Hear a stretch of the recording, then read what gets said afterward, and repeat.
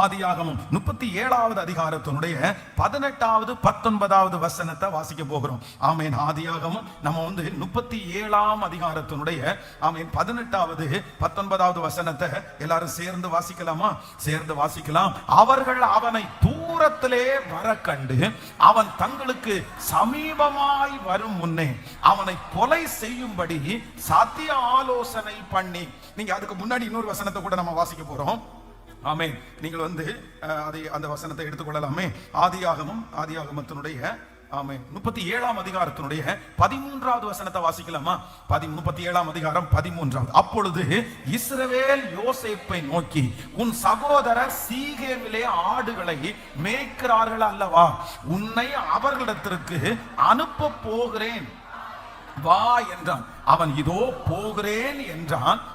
அப்பொழுது அவன், நீ போய் உன் சகோதரனுடைய சேமம் எப்படி இருக்கிறது என்றும் ஆடுகள் எப்படி இருக்கிறது என்றும் பார்த்து எனக்கு மறு செய்தி கொண்டு வா என்று அவனுக்கு சொல்லி எபிரோன் பள்ளத்தாக்கிலே இருந்து அவனை அனுப்பினான். அந்தபடியே அவன் சீகேமுக்கு போனான். அடுத்த வசனம். அப்பொழுது ஒரு மனிதன் அவனை வெளியிலே வழி தப்பி திரிகிறதை கண்டு என்ன தேடுகிறாய் என்று அவனை கேட்டான். அதற்கு அவன், சகோதரர்களை தேடுகிறேன், அவர்கள் எங்கே ஆடு மேய்க்கிறார்கள் சொல்லும் என்றான். அந்த மனிதன், அவர்களை இவ்விடத்திலிருந்து போய்விட்டார்கள், தோத்தானுக்கு போவோம் வாருங்கள் என்று அவர்கள் சொல்ல கேட்டேன் என்றான். நல்லா கவனிங்க ஆண்டவருடைய பிள்ளைகளே, இந்த யோசேப்புனுடைய சம்பவம் ஆரம்பிக்கிறதுக்கு முன்னாடி நல்லா கவனிச்சுக்கோங்க. இன்னைக்கு ஆண்டவர் நமக்கு கொடுத்திருக்கிறார், குறித்த காலத்திற்கு தரிசனம் வைக்கப்பட்டிருக்கிறது. அது பொய் சொல்லாது, அது முடிவிலே அது விளங்கும். அது தாமதித்தாலும் அதற்கு காத்திரு, அது நிச்சயமாய் வரும், அது தாமதிப்பதில்லை என்று கர்த்தர் நமக்கு வாக்கு கொடுக்கிறார். அந்த வாக்கு தத்தம் கொடுத்தவர் 3 காரியத்தை நம்மோடு பேசினார். இப்போ என்ன அப்படின்னு சொன்னா, யோசேப்பு என்கிற ஒரு தேவனுடைய பிள்ளைக்கு தான் ஆண்டவர் ஒரு மிகப்பெரிய தரிசனத்தை சின்ன வயதிலே ஆண்டவர் கொடுக்கிறார். ஆனா இந்த யோசேப்பினுடைய சாப்டர் இப்ப ஆரம்பிக்கும் போது கிட்டத்தட்ட இந்த இடத்துல ஒரு 3 இடங்களை சொல்லப்படுகிறது. ஒன்னு எப்ரோன், இன்னொன்னு சீகேம், இன்னொன்னு பாத்தீங்க அப்படின்னு சொன்னா தோத்தான் அப்படின்னு 3 இடத்தை குறித்து இந்த இடத்துல சொல்லப்பட்டிருக்கிறது. எப்ரோன் அப்படின்றது என்ன அர்த்தம்னா ஃபெலோஷிப் அப்படின்னு அர்த்தம். அப்படின்னா ஃபெலோஷிப்னா தேவ பிரசன்னத்திலிருந்து. இந்த கவனிங்க, எல்லாரும் கவனிங்க. இந்த யோசேப்பு எங்க இருந்து கிளம்புறார் அப்படின்னு சொன்னா, தன்னுடைய தகப்பன் எந்த இடத்துல இருந்து அவர் அனுப்புறாருன்னா எப்ரோன் அப்படின்ற இடத்துல இருந்து அனுப்புகிறார். அப்படின்னா தேவ பிரசன்னத்திலிருந்து ஒரு தரிசனத்தை பெற்றுக்கொண்ட ஒரு தேவனுடைய பிள்ளை இப்ப கிளம்பி போறாரு. அவர் அடுத்து எங்க வர்றார் அப்படின்னா சீகேம் என்கிற ஒரு இடத்திற்கு வர்றார். அப்பா சொல்றாரு, சீகேம்ல தான் அவங்க ஆடு மேய்ச்சிட்டு இருக்காங்கன்னு சொல்றாரு. இப்ப அந்த சீகேம் என்கிறதுக்கு என்ன அர்த்தம்னா தோள் கொடுப்பது அப்படின்னு அர்த்தம். அப்படின்னா அவனுடைய சகோதரர்களுக்கு ஹெல்ப் பண்றதற்காக அந்த இடத்துக்கு வர்றாரு சீகேம். ஆனா இப்ப சீகேம்ல அவர்கள் இல்லைன்னு கேள்விப்பட்ட உடனே அகைன் எங்க போறாரு அப்படின்னா தோத்தானுக்கு போகிறார். இந்த தோத்தான் அப்படின்றதுக்கு என்ன அர்த்தம் அப்படின்னா டபுள் வெல் அப்படின்னு அர்த்தம். என்ன அர்த்தம்னா இவர்கள் மாத்தி மாத்தி பேசுகிறது தான் தோத்தான் அப்படின்னு அர்த்தம். அப்ப இதுக்கு எல்லாத்துக்கும் அர்த்தம் இருக்குது. அதனால சும்மா ஜஸ்ட் உங்களுக்கு புரிஞ்சுக்கிறதுக்காக ஒரு விஷயத்துக்காக உங்களுக்கு சொன்னேன். அப்போ ஒரு தேவ பிரசன்னத்திலிருந்து ஒரு தேவனுடைய பிள்ளை கிளம்பி போய் ஒரு உதவி செய்கிறதற்காக அவன் கடந்து போகிறான். ஆனா அந்த இடத்துல ஆள் இல்லைன்னு உடனே அடுத்து அவனை எங்க பாக்குறாங்க அப்படின்னு சொன்னா மாத்தி மாத்தி பேசுகிற, அவனுடைய முகத்திற்கு முன்னாடி ஒண்ணு பின்னாடி ஒண்ணு பேசுகிற ஒரு இடமாகிய தோத்தானுக்கு அவன் வருகிறான். இப்போ தோத்தானுக்கு அவங்க வரும்போது என்ன நடக்குது அப்படின்னா, நம்பர் 1 அதுதான் வாசிச்சோம். 37ஆம் அதிகாரத்தினுடைய 18வது 19வது வசனத்தை வாசிக்கும் போது, அவர்கள் அவனை தூரத்திலே வர கண்டு அவன் தங்களுக்கு சமீபமாய் வரும் முன்னே அவனை கொலை செய்யும்படி சதிய ஆலோசனை பண்ணினார்கள். நல்லா கவனிச்சுக்கங்க ஆண்டவருடைய பிள்ளைகளே, அபிஷேகம் பெற்ற தரிசனம் உள்ள ஒரு தேவனுடைய பிள்ளைக்கு ஆண்டவர் கொடுக்கிற முதல் ஆசீர்வாதம் என்ன அப்படின்னு சொன்னா, இவர்கள் தன்னுடைய சகோதரன் வருவான் அப்படின்னு அவங்களுக்கு தெரியாது. அவங்களுக்கு ஒரு போன் பண்ணி உங்க தம்பி வந்துட்டு இருக்கான் அப்படின்னு சொல்லுகிற வசதி எதுவுமே இல்லை. அதுவும் தன்னுடைய செல்ல பிள்ளையா அவங்க அப்பா அனுப்புவார்ன்ற நம்பிக்கை அவங்களுக்கு இல்லை. ஆனா இவங்க எல்லாம் ஆடு மேய்ச்சிட்டு இருக்கும் போது யோசேப்பை எங்க இருந்து கண்டுபிடிச்சாங்கன்னா, தூரத்துல இருக்கும்போது யோசேப்பு வர்றா அப்படின்னு கண்டுபிடிச்சாங்க. ஆமென். நான் விசுவாசிக்கிறேன் கர்த்தர் ஒரு புது அபிஷேகத்தை உங்களுக்கும் எனக்கும் தராரு. இந்த யோசேப்பினிடத்துல இருந்த முதல் ஆசீர்வாதம் என்னன்னா, எவ்வளவு தூரத்துல இருந்தாலும் அவனை கண்டுபிடிக்கிற அளவிற்கு கர்த்தர் அந்த மனுஷனை மேன்மைப்படுத்தி இருந்தார். கர்த்தர் மேன்மைப்படுத்தி இருந்தால் நான் விசுவாசிக்கிறேன் ஆண்டவருடைய பிள்ளையே, இந்த வார்த்தை ஆம் என்றும் ஆமேன் என்றும் நடக்கும். உங்களை நிறைய பேர் தூரத்திலே இருக்கிறவர்கள் அடையாளம் கண்டு கொள்வார்கள். கர்த்தர் உங்களை பக்கத்திலே அல்ல, கர்த்தர் பல கிலோமீட்டருக்கு கர்த்தர் உங்களை தெரிகிறவருடைய காரியத்தை கர்த்தர் உண்டு பண்ணுவார். ஆமென். நீங்கள் இனி மறைந்திருக்க போவதில்லை. நீங்கள் இனி ஒரு ஏரியாவில் இருக்க போறது இல்லை. நீங்கள் 10 பேருக்கு அல்ல, கர்த்தர் உங்களுக்கு வாக்கு கொடுக்கிறார். நீங்கள் ஆயிரங்களுக்கு நீங்கள் பிரயோஜனமாய் மாற போகிறீர்கள். நீங்கள் நடத்தி கொண்டிருக்கிற அந்த கம்பெனி தூரத்தில் இருக்கிறவர்களுக்கு அறிமுகமாக போகிறது. நீங்கள் செய்ய போகிற அந்த ப்ராடக்ட் இன்னும் தூரத்தில் இருக்கிற மக்களுக்கு போய் சேர போகிறது. கர்த்தர் வாக்கு கொடுக்கிறார். யோசேப்பு தூரத்தில் வரும்போது அவனுடைய சகோதரர்கள் கண்டுபிடிச்சது போல பல கிலோமீட்டர் தூரத்தில் இருக்கிறவர்கள் உங்களை கண்டுபிடிக்கிற அளவிற்கு கர்த்தர் உங்களை அலங்கரிப்பேன் என்று வாக்கு கொடுக்கிறார். வாலிப தம்பி தங்கச்சி, ஆண்டவர் உன்னை பயன்படுத்துகிற ஒரு காலம் வரும். தூரத்திலே இருக்கிறவர்கள், அம்மா உங்க மகனுக்கு ஆண்டவர் இந்த கிருபையை கொடுப்பார், உங்க மகளுக்கு இந்த கிருபையை கொடுப்பார். கர்த்தர் வாக்கு கொடுக்கிறார். உண்மையே நான் ஒரு அபிஷேகத்தை வைப்பேன். ஆமென். அந்த அபிஷேகம் தூரத்திலே இருக்கிறவர்கள் உன்னை கண்டு கொள்ளுவார்கள், உன்னை கண்டு கொள்ளுவார்கள். ஹல்லேலூயா. கைகளை அசைத்து ஒரு ஹல்லேலூயா. ஆண்டவர் ரெண்டு விதத்திலையும் ஆண்டவர் செய்வார். இந்த யோசேப்புனுடைய வாழ்க்கையை வாசிக்கும் போது எனக்கு ரொம்ப ஆச்சரியமா இருக்கும். ஒண்ணு, இவங்க இன்னைக்கு இந்த சகோதரனை தூரத்துல வரும்போது என்ன பண்ணாங்களாமா, கண்டுபிடிச்சாங்க. காரணம் என்னன்னா, இவங்க எல்லாரை காட்டிலும் அவன் எப்படி இருக்கிறான், யோசேப்பு எப்படி இருக்கிறான், ஸ்பெஷலா இருக்கிறான், வித்தியாசமா இருக்கிறான். அவனை பார்த்தோம்னா தூரத்துக்கு யோசேப்பு வரான்பா, யோசேப்பு வரான்பா. எப்படி கண்டுபிடிச்சாங்க, எப்படி அவங்களால கண்டுபிடிக்க முடிஞ்சது? காரணம் அவனுக்குள்ள ஒரு ஸ்பெஷல் இருக்கு. இதே அண்ணன் தம்பி எல்லாரும் இப்ப எகிப்திற்கு போறாங்க பாருங்க. பல வருடங்கள் தாண்டி எகிப்திற்கு போறாங்க. எகிப்திற்கு போகும்போது அங்கே யோசேப்பு இருக்கிறான். ஆனா வேதம் சொல்லுது, அவன் யோசேப்பு தன்னுடைய சகோதரர்கள் என்று அறிந்து கொண்டான். ஆனா யோசேப்புனுடைய சகோதரர்கள் இவன் தான் யோசேப்புன்னு சொல்லுங்களேன். ஏன் அப்படின்னா, நீங்க கண்டுபிடிக்க மாட்டீங்க. ஒண்ணு, கர்த்தர் நீங்க நினைக்கவே முடியாத அளவிற்கு, நீங்க கற்பனை பண்ண முடியாத அளவிற்கு யோசேப்பை கர்த்தர் பல மடங்கு கர்த்தர் உயர்த்திட்டாரு. நீங்க நினைச்சு பார்க்க முடியாத அளவிற்கு எட்டாத உயரத்துல கர்த்தர் யோசேப்பை கொண்டு போய் உட்கார வச்சாரு. நான் கர்த்தருடைய வார்த்தையை தீர்க்க தரிசனமாய் சொல்லுகிறேன். உங்களை பகைக்கிறவர்கள், உங்களை விரோதிக்கிறவர்கள், உங்களுக்கு எதிராக இருக்கிறவர்கள், மகனே மகளே, அவர்களுக்கு முன்பாக நீங்க வாழணும். அவங்களுக்கு முன்னாடி நீங்க நிக்கணும். எப்படி தெரியுமா? உங்களை அவங்க அடையாளமே கண்டுபிடிக்க முடியாத அளவிற்கு எட்டாத உயரத்துல ஆண்டவர் உங்களை கொண்டு போய் உட்கார வைக்கிற நாள் வரணும். நல்ல கைகளை தட்டி அப்பா ஸ்தோத்திரம் ஸ்தோத்திரம். அந்த அளவிற்கு அவர்கள் நினைச்சு பார்க்க முடியாத அளவுக்கு எட்டாத உயரம். உங்க பிள்ளைய சபிச்சாங்கல்ல, உங்க பிள்ளை விளங்க மாட்டான்னு சொன்னாங்கல்ல, அத்தனை பேரும் அடையாளம் கண்டுபிடிக்க முடியாத அளவிற்கு கர்த்தர் அவனை மகிமைப்படுத்துவார். அந்த பிள்ளையை மகிமைப்படுத்துவார். உங்களை கர்த்தர் மகிமைப்படுத்துவார். நடக்கட்டும் நடக்கட்டும் நடக்கட்டும். அந்த வார்த்தை இப்பொழுது என் பிள்ளைகள் கரங்களை தட்டி கொண்டு இருக்கும் போதே, இயேசுவே, அந்த வார்த்தையை கர்த்தர் நிறைவேற்றுவதற்கு வல்லவர், நிறைவேற்றுவதற்கு வல்லவர். சொல்லுங்க அப்பா. ஆமென் ஆமென். எட்டாத உயரங்களிலே, எட்டாத உயரங்களிலே. ஆமென். என் ஆண்டவருக்கு மறைக்கவும் தெரியும், என் ஆண்டவருக்கு வெளிப்படுத்தவும் தெரியும். ஹல்லேலூயா. அவர் நினைச்சா அவங்கள கண்டுபிடிக்காத மாதிரியும் பண்ண முடியும். அதே நேரத்துல எத்தனை பேர் இருந்தாலும் உங்களை மட்டும் தனியா காமிச்சு உங்களை தூரத்துல கண்டு வரும்போதே அறிகிற அளவிற்கு உங்களை கொண்டு வந்து நிறுத்தவும் கர்த்தரால முடியும். எத்தனை பேர் விசுவாசிக்கிறீங்க? தேவையானவர்களுக்கு காண்பிக்கிறவரும் தேவையற்றவர்களுக்கு மறைக்கிறவருமாகிய கர்த்தர். சோ இந்த தரிசனம் பெற்ற ஒரு மனுஷன், இந்த தரிசனம் பெற்ற ஒரு மனுஷனுக்கு ஆண்டவர் கொடுக்கிற ஃபர்ஸ்ட் பிளஸிங், முதல்ல ஆசீர்வாதம் என்னன்னா, அவனை எங்க பார்த்தவன கண்டுபிடிச்சாங்கன்னா, தூரத்துல பார்த்த உடனே கண்டுபிடித்தார்கள். ஆமென். வேதம் சொல்கிறது, அடிக்கடி நம்மிடத்தில் வந்து போகிற இவர் தேவனுடைய மனுஷன் என்று காண்கிறேன் காண்கிறேன். ஒரு பணக்காரியான ஸ்திரீ என்ன கண்டுபிடிக்கிறாங்கன்னா, எத்தனையோ பேரை பார்க்கறாங்க. ஆனா அத்தனை பேர்லயும் இவரை மட்டும் எப்படி கண்டுபிடிக்கிறாங்கன்னா, இவர் ஒரு பரிசுத்தவான் என்று காண்கிறேன். ஹல்லேலூயா. ஆண்டவருடைய பிள்ளைகளை, இந்த அபிஷேகம் நமக்கு வேணும். நான் விசுவாசிக்கிறேன், தூரத்திலே இருக்கிறவர்கள் இனி உங்களை கண்டுபிடிக்க போகிறார்கள். தொழில் செய்கிறவர்கள் எல்லாரும் நீங்க ஜெபம் பண்ணுங்க. பிசினஸ் பண்றவங்க எல்லாரும் ஜெபம் பண்ணுங்க. நான் நம்புறேன், சில கம்பெனில ஒர்க் பண்றவங்க எல்லாம் ஜெபம் பண்ணுங்க. உங்களுக்கு வெறும் மேனேஜர் மட்டும் உங்களுக்கு தெரிஞ்சா போதாது, உங்களை ஓனர் தெரிகிற அளவுக்கு கர்த்தர் மாற்றணும். அதே போல அந்த ஃபீல்டுல இருக்கிறவங்க அத்தனை பேரும் தெரிகிற அளவிற்கு கர்த்தரால உங்களை உயர்த்த முடியும். நீங்க வைராக்கியமா நீங்க ஜெபம் பண்ணுங்க, ஆண்டவர் எப்படியும் உங்களை கொண்டு போய் சேர்ப்பார்.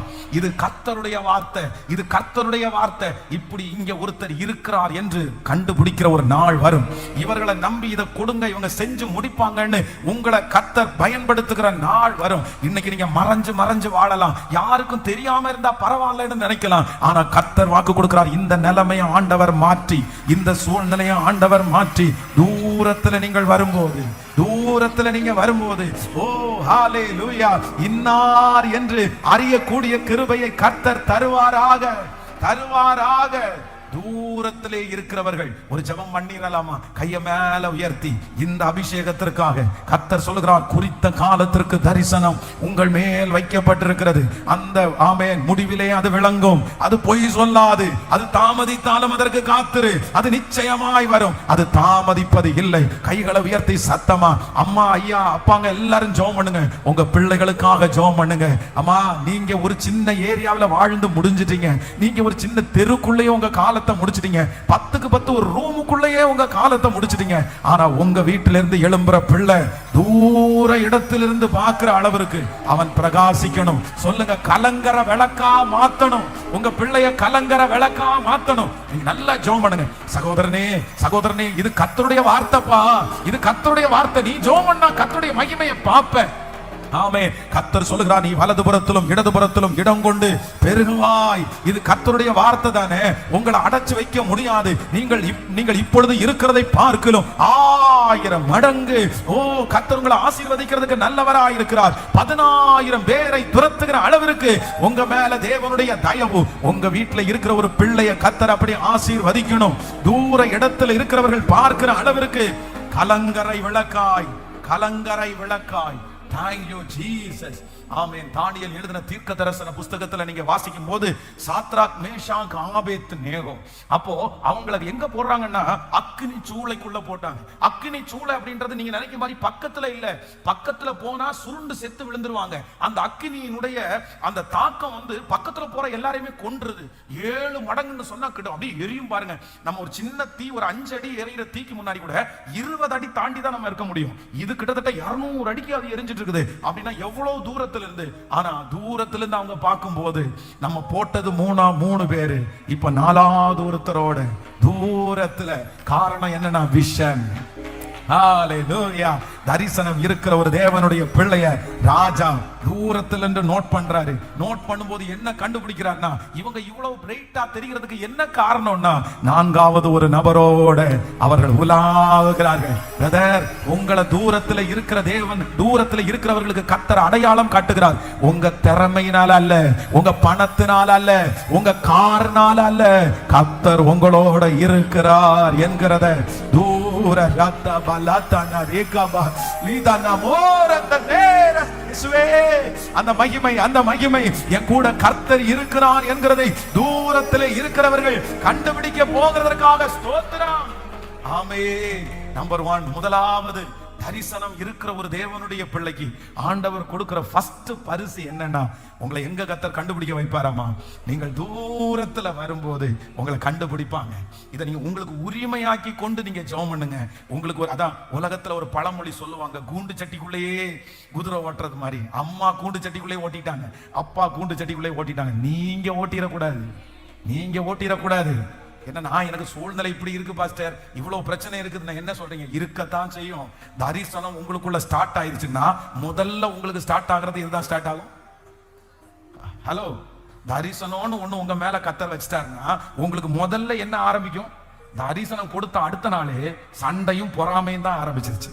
ஹலோ, பிரச்சனை தான் ஆரம்பிச்சிருச்சு. யோசேப்பு சொப்பனம் பார்த்து காலையில எழும்பி இவன் வெகுளித்தனமா அப்பாவை அண்ணன் தம்பி எல்லாரையும் கூப்பிட்டு, நான் இந்த மாதிரி 2 சொப்பனம் பார்த்தேன், 1 அரிக்கட்டுகளை பார்த்தேன், அந்த அரிக்கட்டுகள் எல்லாம் பாத்தீங்கன்னா எல்லா அரிக்கட்டும் கவுந்து கிடக்குது, ஆனா என்னுடையது மட்டும் நிமிர்ந்து. இதென்னடா சொப்பனம் உனக்கு?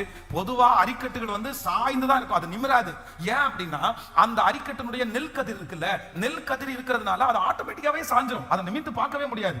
ஆனா இவர் என்ன சொப்பனம் பார்க்கிறாருன்னா, எல்லாருடைய அரிக்கட்டும் கவுந்து இருக்குதாமா, வணங்கி இருக்காமா, என்னுடைய அரிக்கட்டு மட்டும் நிமிர்ந்து. பயங்கரமான கோபம் வருது.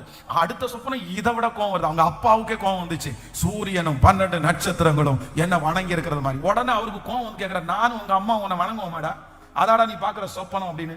இது ஒரு பெரிய விஷயம். என்ன அப்படின்னு சொன்னா, கடைசியில் அவனுக்கு அந்த சொப்பனம் நிறைவேறும் போது அந்த சொப்பனம் நிறைவேறதை பார்த்து அவங்க ஆச்சரியப்பட்டார்களாமா. ஹல்லேலூயா. அதனால அவ்வளோ பெரிய சொப்பனத்தை சொன்ன உடனே எரிச்சலும் கோபம் உள்ள வந்து, உன்னை என்ன பண்றோம் பார் அப்படின்னு கோபம் ஆரம்பிச்சாங்க. அதனால தரிசனம்னு ஒண்ணு உங்களுக்கு கர்த்தர் கொடுத்துட்டாருன்னா, விஷன் அப்படின்ற ஒண்ணு உங்களுக்குள்ள வந்துச்சுன்னா, வளரணும்னு நீங்க நினைச்சிட்டீங்கன்னா, நீங்க ஒரு நல்ல வெற்றியை அடையணும்னு நினைச்சிட்டீங்கன்னா, நீங்க ஃபர்ஸ்ட் சந்திக்கிறது தட்டி கொடுக்கறது இல்ல, ஃபர்ஸ்ட் சந்திக்கிறது இதை தான். ஏன் சந்திப்பீங்க? பிரச்சனையும் எதிர்ப்பையும் மட்டும்தான் சந்திப்பீங்க. ஹலோ ஹலோ, சத்தமா சொல்லுங்க. நம்புறீங்களா? நீங்க வந்து ஒரு ப்ராஜெக்ட், ஒரு உயர்வை அறிவிக்கும் போது எடுத்த உடனே நீங்க என்ன நினைக்கிறீங்கன்னா, எங்க அப்பாட்ட போய் முதல்ல சொல்றேன், எங்க அம்மாட்ட போய் சொல்றேன், எங்க மனைவிட்ட சொல்றேன், எங்க கணவன்கிட்ட சொல்றேன் சொன்னீங்கன்னா உங்களுக்கு முதல்ல என்ன சொல்லுவாங்கன்னு நினைக்கிறீங்க? உனக்கு வேற வேலையே இல்லையா? உனக்கு வேற வேலையில வந்து சொல்லிட்டான், அதை பண்றான் இதை பண்றேன்டா. நீ முதல்ல பண்ணப்பா. நீ முதல்ல வர்றது எதிர்ப்பு தான் வரும். அதை குறிச்சு நீங்க கவலையே படாதீங்க. வச்சவர் அவர் தானே, சொன்னவர் அவர் தானே. அந்த எதிர்ப்பை பார்த்து நீங்க கவலையே பட வேண்டாம். ஒரு நாள் நிறைவேறும் போது அவர்கள் ஆச்சரியப்படுவார்கள். ஹல்லேலூயா. என்னை என்கரேஜ் பண்றதுக்கு யாருமே இல்லைன்னு வருத்தப்படாதீங்க. என்னை என்கரேஜ் பண்றதுக்கு யாரும் இல்லைன்னு வருத்தப்படாதீங்க. ஏசப்பா உங்களை தட்டி கொடுக்கிறதற்கு கர்த்தர் உங்களோடு கூட இருக்கிறார். ஆமென். கைகளை அசைத்து ஒரு ஹல்லேலூயா. ஆமென். நம்பர் 2, இரண்டாவதாக, முதலாவதாக அவனை என்ன பண்றாங்க அப்படின்னா, அவனை வந்து தூரத்துல வரும்போது அவங்க வந்து அறிந்தாங்க. நம்பர் 2, இரண்டாவது அதே அதிகாரத்தினுடைய 18வது 19வது வசனத்தை மீண்டுமாக வாசிக்கலாமா? ஆமென். 37ஆம் அதிகாரத்தினுடைய, அவர்கள் அவனை தூரத்திலே வர கண்டு அவன் தங்களுக்கு சமீபமாய் வரும் முன்னே அவனை கொலை செய்யும்படி சதி ஆலோசனை பண்ணி ஒருவரை ஒருவர் நோக்கி, இதோ சொப்பனக்காரன் வருகிறான், இதோ சொப்பனக்காரன் வருகிறான். சொல்லுங்க, எல்லாரும் சேர்ந்து சொல்லுங்க. நான் அதுக்கு இதுக்கு வேற ஒரு வேர்டு கொடுத்துருக்கேன். என்ன வேர்டு கொடுத்துருக்காங்க? இதோ தரிசனத்தை சுமந்து கொண்டு ஒருவன் வருகிறான். இதோ அவங்க எரிச்சலா இருக்கிறதுனால அந்த எரிச்சலுடைய மிகுதியில தான் என்ன சொல்றாங்கன்னா, இதோ சொப்பனக்காரன் வருகிறான். ஆனா பாசமுள்ள அண்ணன் தம்பியா இருந்தா, அவனை பார்த்து ஒரு பாசிட்டிவா பேசுறவங்களா இருந்தா, ஆண்டவரா இருந்தா எப்படி சொல்லுவார் அப்படின்னா, இதோ தரிசனத்தை சுமந்து கொண்டு ஒருவன் வருகிறான்.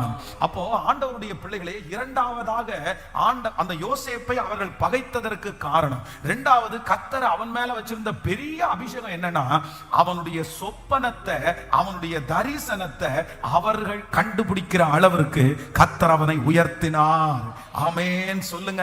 நான் நம்புறேன் ஆண்டவர் உங்களை என்ன பண்ணுவார்னா, இந்த ஜெபத்திற்கு பிற்பாடு நீங்க நிறைய பேரிடத்துல பேசுவீங்க. இதுக்கு முன்னாடி நீங்க பேசும்போதெல்லாம் நொந்தது, உங்களுடைய கஷ்டத்தெல்லாம் பேசுவீங்க. ஆனா இனி இந்த ஜெபத்திற்கு பிற்பாடு உங்க வாயை திறக்கும் போது நீங்க ரொம்ப வித்தியாசமா பேசுவீங்க. நீங்க எல்லா இடத்துலயும் தரிசனத்தை பேசுவீங்க. ஆமென் சொல்லுங்களேன். நான் நம்புறேன் அந்த கிருபையை கர்த்தர் உங்களுக்கு தரணும்னு நான் வாஞ்சையா இருக்கிறேன். நீங்க எங்க போனாலும் தரிசனமாய் பேசுவீங்க. நீங்க எதை பார்த்தாலும் தரிசனத்தை தான் பார்ப்பீங்க. எல்லாமே அவங்க மண்டைக்குள்ள என்ன ஓடுமோ இல்லையோ, உங்களுக்குள்ள உங்க தரிசனத்தையும் அதையும் நீங்க அப்படியே ஒப்பிட்டு பார்த்துட்டே இருப்பீங்க. ஹல்லேலூயா. நான் விசுவாசிக்கிறேன். நான் அப்படிதான். இது எங்கேயாவது ஒரு டைம் பாஸ்டர்மோட ஏதாவது வெளியே போனோம் அப்படின்னு சொன்னா அவங்க என்கிட்ட அடிக்கடி கேட்கிற ஒரு வார்த்தை, என்னத்தை தான் பார்த்துட்டு இருப்பீங்க, என்னத்தை தான் பார்த்துட்டு இருப்பீங்க. அப்போ நான் என்ன பார்ப்பேன் அப்படின்னா, ஒரு பில்டிங்ல போய் பார்த்தேன் அப்படின்னு சொன்னா இங்க இருந்துட்டே கால்குலேட் பண்ணிடுவேன். அப்படின்னா இது எத்தனை அடி நீளம், இது எத்தனை அடி உயரம், இது எவ்வளவு அமௌண்ட்டுக்கு கட்டியிருப்பாங்க, இதுல எத்தனை பேர் உட்காரலாம், நம்ம இந்த மாதிரி ஒரு சர்ச்சு கட்டுனா எப்படி இருக்கும், எத்தனை பேர் அதை உட்கார வைக்கலாம், இப்படின்னு போற பக்கம்லாம் எங்க போனாலும் எதை பார்த்தாலும் நம்முடைய மூளை எப்படிதான் ஒர்க் ஆகும் அப்படின்னு சொன்னா, அதுக்கும் என் தரிசனத்தையும் ஒப்பிட்டு பார்த்து, இப்போ சமீபத்துல கவுண்டம்பாளையம் பக்கத்துல பாத்தீங்கன்னா ஒரு மிகப்பெரிய ஹவுசிங் யூனிட் கட்டியிருக்காங்க. அந்த ஹவுஸ் யூனிட் கிட்டத்தட்ட ஒரு 6-7 டைம் நான் போயிட்டு வந்துட்டேன். யாருக்கும் தெரியாம கூட 4-5 டைம் போயிட்டு உள்ள ஃபுல்லா சுத்தி ஜோமெண்ட் வந்திருக்கேன். ஏன்னா அங்க நிறைய வீடு ஆயிடுச்சு. ஒரே இடத்துக்குள்ள கிட்டத்தட்ட 1000 வீடுக்கு மேல இருக்குது. அதனால இவங்க மொத்த பேரும் சர்ச்சுக்கு வந்தாலே எங்களுக்கு இடம் பத்தாது ஆண்டவரே, அதனால இவங்க அத்தனை பேர் இங்க கிளம்பி வரட்டும்னு ஜோமெண்ட் வந்திருக்கிறேன். அப்போ எதை பார்த்தாலுமே நம்ம என்ன யோசிக்கிறோம் அப்படின்னா, கர்த்தர் எனக்கு கொடுத்திருக்கிற தரிசனத்தையும் அந்த இடத்தையும் உடனே ஒப்பிட்டு பார்க்கிறோம். அந்த பொருளையும் தரிசனத்தையும் ஒப்பிட்டு பார்க்கிறோம். அந்த இடத்துல என்னுடைய தரிசனத்தை நிறைவேற்றுறதுக்கு கர்த்தர் கர்த்தர் ஏதாவது வாய்ப்பு வைக்கிறாரா அப்படின்றத பார்க்கிறோம். அப்போ இப்போ இந்த சகோதரர்கள் யோசேப்பினிடத்துல என்ன கண்டுபிடிச்சாங்கன்னா, யோசேப்பு வர்றான்னு சொல்லல, இல்லன்னா அந்த அக்கிரமம் பிடிச்சவன் வர்றான்னு சொல்லல, இல்ல வேற எந்த வார்த்தையும் சொல்லி அவன் வர்றான்னு சொல்லல, பாரு அப்பாவுக்கு ரொம்ப பிரியமான பிள்ளை வருது அப்படின்னு சொல்லல. அவனை பார்த்த உடனே சகோதரர்கள் சொல்லுகிறார்கள், இதோ சொப்பனக்காரன் வருகிறான், நான் இந்த பலிபீடத்திலிருந்து உங்களை ஆசீர்வதிக்கிறேன். இதற்கு மேல நீங்க புறப்பட்டு போகிற இடத்துல உங்க தரிசனத்தை பற்றி பேசுவாங்க. உங்களை பார்த்து நிறைய பேர் சொல்லுவாங்க, இதோ தரிசனம் உள்ள ஒரு பிரதர் வர்றாரு, இதோ தரிசனம் உள்ள ஒரு சிஸ்டர் வர்றாங்க. உங்க பிள்ளைகளை பார்த்து சொல்லுவாங்க, விஷன் உள்ள பிள்ளை, தாகம் உள்ள பிள்ளை, இந்த பிள்ளை பெரிய காரியத்தை செய்யறதுக்கு ஆசைப்படுற பிள்ளை, இந்த பிள்ளைக்குள்ள பேச்சு நட எல்லாமே எதிர்காலத்தினுடைய வெற்றியை குறிச்சிருக்குது. தரிசனத்தை சுமக்கிற பிள்ளை, இது தரிசனத்தை சுமக்கிற பிள்ளைன்னு ஓ ஹல்லேலூயா அடையாளம் கண்டுகொள்கிற அளவிற்கு என்னை ஆசீர்வதிக்கிற தேவன். கைகளை உயர்த்தி இந்த இரண்டாவது காரியத்திற்காக சத்தமாய் ஜெபிங்க. ஆமென். இப்பொழுது அந்த வாயை கர்த்தர் அபிஷேகத்தினால நிரப்புறார், மகிமையினால நிரப்புறார். அம்மா, இனி அந்த சோகத்தையே சொல்லிட்டு இருக்க மாட்டீங்க, இனி அந்த வேதனையே சொல்லிட்டு இருக்க மாட்டீங்க, வாய் திறந்தா அந்த ஜெப குறிப்பே சொல்லிட்டு இருக்க மாட்டீங்க. அதற்கு மாறாக அது எல்லாத்தையும் மறந்துட்டு நீங்க சொல்லுவீங்க, அந்த இடத்துக்கு அப்படி போலாமான்னு பாக்குறேன், இந்த காரியத்தை இப்படி செய்யலாமான்னு பாக்குறேன், ஆண்டவர் இந்த காரியத்தை செய்யறதுக்கு என்ன நடத்துவார்னு நினைக்கிறேன். லத்தானா ஓரதல்லர தியாகபரமா சொல்லுங்க, கைகளை உயர்த்தி சத்தமாய். அந்த அபிஷேகம் நிறைய பேர் மேல ஊற்றப்படுது. ஸ்பெஷலா வாலிப தம்பிங்க தங்கச்சிங்க ஜெபம் பண்ணுங்க. ஆமென். சகோதரர்கள் சகோதரிகள் ஜெபம் பண்ணுங்க. இது நடக்கும், இது நடக்கும். ஓ, குறித்த காலத்திற்கு தரிசனம் வைக்கப்பட்டிருக்கிறது. ஆமென். முடிவிலே அது விளங்கும், அது பொய் சொல்லாது. அதற்கு தாமதித்தாலும் அதற்கு காத்திரு, அது நிச்சயமாய் வரும், அது தாமதிப்பது இல்லை. என் தலையின் மேல அந்த அபிஷேகம் இருக்கட்டும் என்று சொல்லி ஜெபம் பண்ணுங்க. சத்தத்தை உயர்த்தி ஹalleluya ஹalleluya ஹalleluya ஸ்தோத்திரம் ஸ்தோத்திரம் ஸ்தோத்திரம் ஸ்தோத்திரம். ஆமென் சொல்லுங்க. இதோ சொப்பனக்காரன் வருகிறான், இதோ சொப்பனக்காரன் வருகிறான்.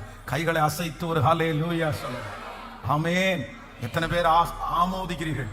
நிறைய பேர் அவங்களுடைய வண்டிக்கு பின்னாடி, ஆட்டோவுக்கு பின்னாடி, காருக்கு பின்னாடி என்னென்னமோ எழுதி போடுவாங்க, சோகமானதெல்லாம் எழுதி போடுவாங்க. நிறைய பேர் வித்தியாசமா இருக்கும். அது சிலர் நிறைய பேர் எழுதி போட்டு பார்த்தா இதுவும் கடந்து போகும் அப்படின்னு நிறைய பேர் பயங்கரமான டயலாக் எல்லாம் எழுதியிருப்பாங்க. ஆனா சிலர் மட்டும் வித்தியாசமா எழுதுவாங்க. அவன் யாருன்னு அப்ப தெரியும். அப்படின்னா தொடர்ந்து வா, தொட்டு விடாதே அப்படின்னு பின்னாடி ஒருத்தர் எழுதியிருப்பாரு. அவருக்கு வண்டி மேல ரொம்ப கவனம் அதிகம்னு அர்த்தம். இன்னும் ஒரு சிலர் எழுதிப்பாங்க, மொத்தமும் கடன்.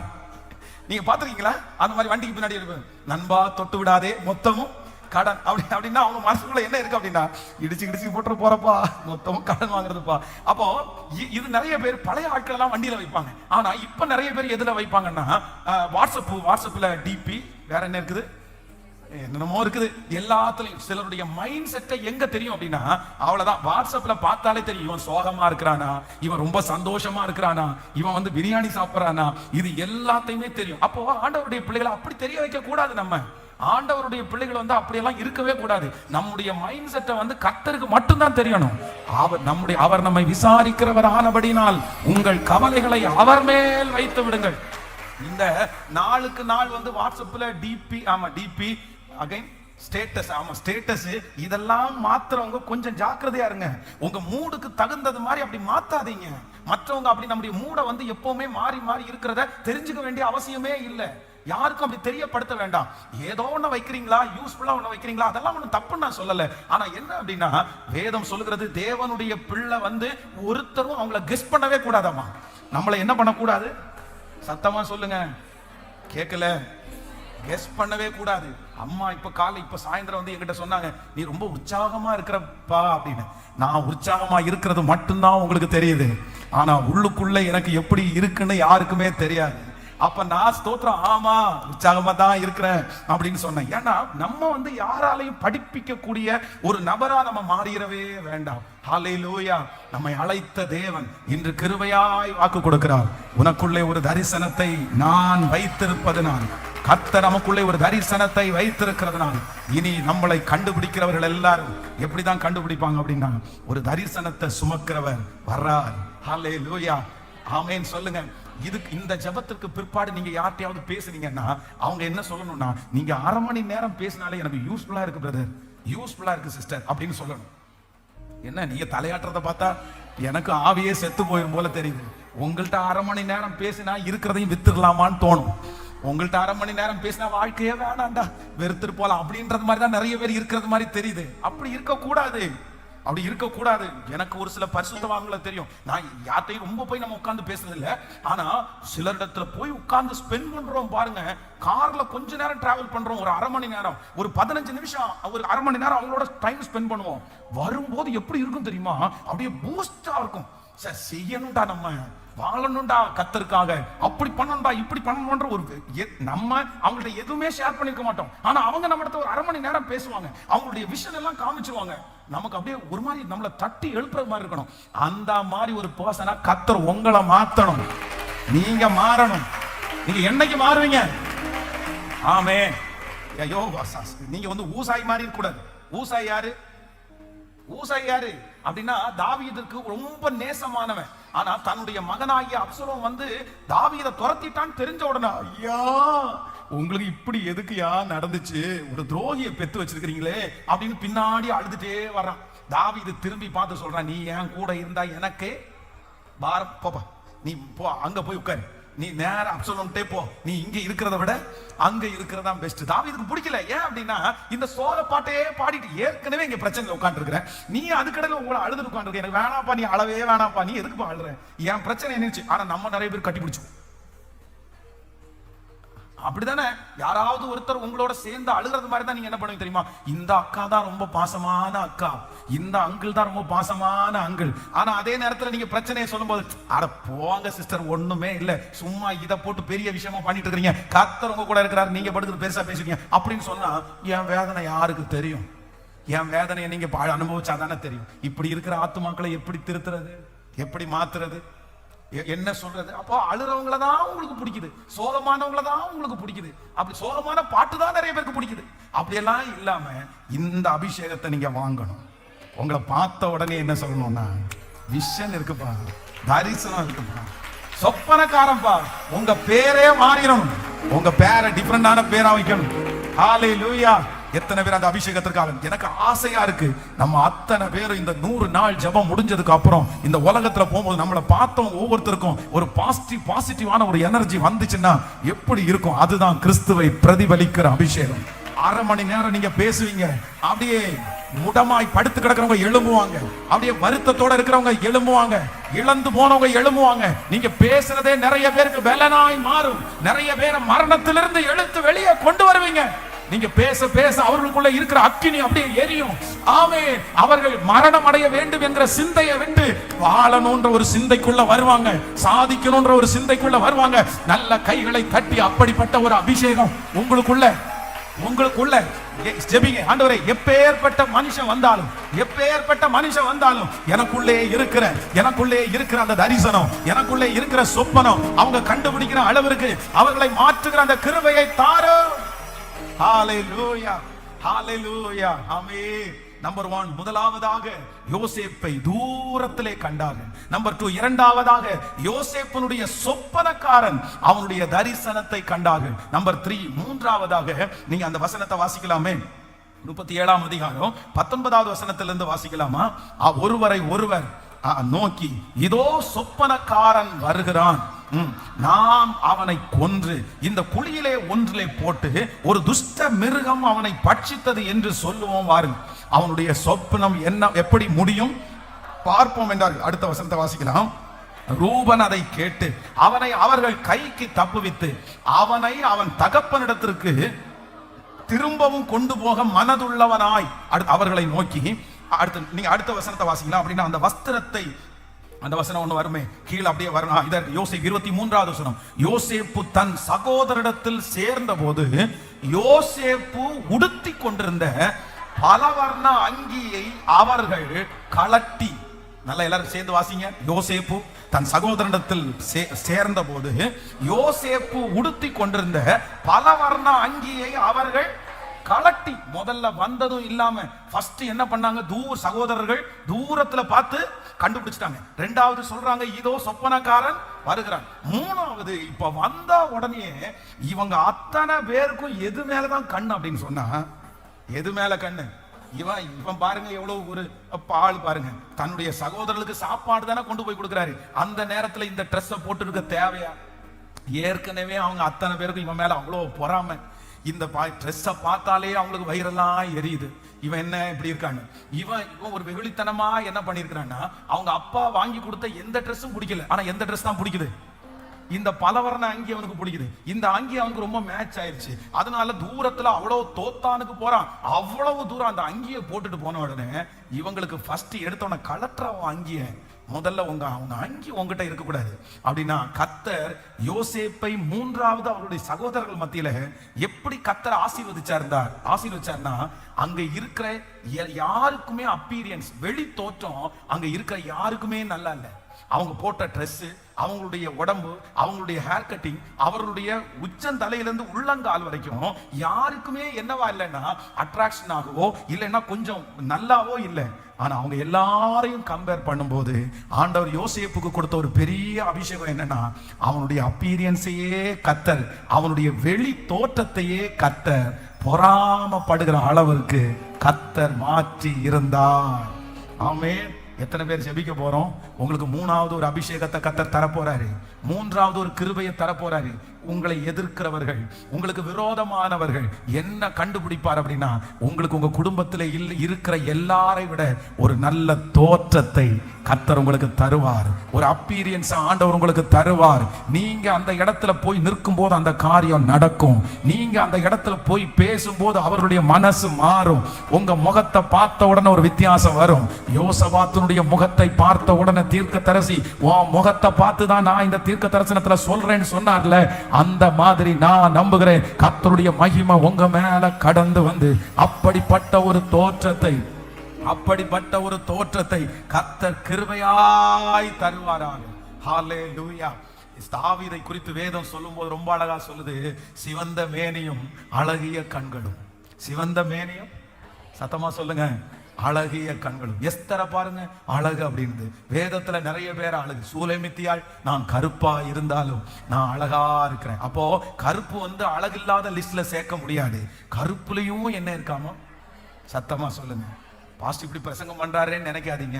நீங்க அழகாகணும்னு ஜெபம் பண்ணுங்க. என்ன ஆமேனே நிறைய பேருக்கு வரும். சரி, நீங்க அசிங்கமாகணுமே ஜெபம் பண்ணுங்க. ஆமேன். எனக்கு இருக்கிற 40 ஜெப குறிப்புல ஒரு ஜெப குறிப்பு, முக்கியமான ஜெப குறிப்பு அழகாகணும் அப்படின்னு இல்லை, எல்லாருக்கும் பிடிக்கிறது மாதிரி ஒரு முகத்தை தாங்கன்னு ஜெபம் பண்ணி இருக்கிறேன். அது இருக்குது கிட்டத்தட்ட ஒரு 8-15 ஆமா 2008 இருந்து ஜெபம் பண்ணிட்டு இருக்கிறேன். ஒரு 40 ஜெப குறிப்பு. அந்த ஜெப குறிப்புல எழுதி இருக்கிறேன். என்ன எழுதி ஜெபிக்கிறேன்னா, ஆண்டவரே என் முகம் கொஞ்சம் கேவலமா தான் இருக்குது, ஆனா எல்லாருக்கும் பிடிக்கிறது மாதிரி ஒரு முகத்தை தாங்க அப்படின்னு ஜெபம் பண்ணி இருக்கிறேன். அது நடந்துட்டு இருக்கும்னு நினைக்கிறேன், நடக்கும்னு நினைக்கிறேன். அதே மாதிரி கர்த்தருடைய பிள்ளைகளை, வாலிப தம்பிங்க தங்கச்சிங்க எல்லாரும் ரொம்ப கவனம் என்னன்னா, உங்க அப்பீரியன்ஸ் உங்களுடைய தோற்றம் எப்படி இருக்கணும்னா ரொம்ப கிளியரா இருக்கணும்.